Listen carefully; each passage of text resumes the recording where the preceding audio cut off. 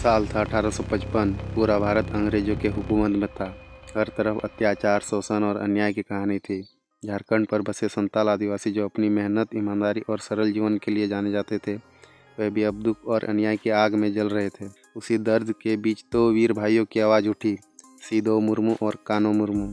उन्होंने कहा, अब और नहीं सहेंगे यह जुल्म, अब हमारी धरती, हमारा हक हम खुद लेंगे। 30 जून 1855 की वो ऐतिहासिक सुबह भागंडी गांव साहेबगंज जिले में हजारों संथाली पुरुष और महिलाएं इकट्ठा हुए। सिदो और कानू ने खुले आसमान के नीचे घोषणा की, आज से ना अंग्रेजों का शासन चलेगा, ना जमींदारों का आतंक। अब इस धरती पर सिर्फ संथाली राज चलेगा।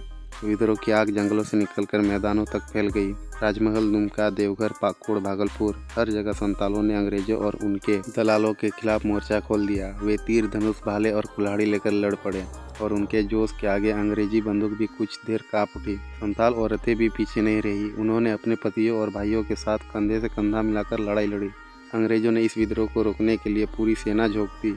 गोलियों की बारिश हुई, गांव जलाए गए, लेकिन संताल योद्धाओं ने हार नहीं मानी। लड़ाई कई महीनों तक चली। आखिरकार धोखे से अंग्रेजों ने सिदो और कानू को पकड़ लिया। दोनों को बंधक बनाकर राजमहल की जेल में फांसी दे दी गई। उनके साथियों चांद मुर्मू और भैरव मुर्मू ने भी बलिदान दिया। कई गांव मिटा दिए गए, हजारों संताल शहीद हुए, लेकिन जज्बा कभी नहीं मरा।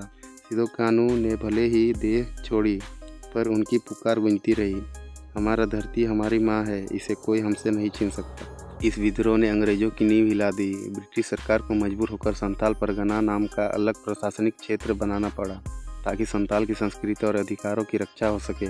सिदो कानू का संघर्ष भारत के आज़ादी आंदोलन की पहली बड़ी चिंगारियों में से एक था। उनका हुल बाद में 1857 की क्रांति के लिए प्रेरणा बना। आज भी जब झारखंड की धरती पर हुल जोहार बोला जाता है तो ऐसा लगता है जैसे हवा में सिदो और कानू की आत्मा मुस्कुरा रही हो। यह कहानी सिर्फ दो भाइयों की नहीं, यह कहानी है एक पूरे समुदाय की, जिसने कहा, हम झुकेंगे नहीं, सिदो कानू अमर रहे। हुल जोहार।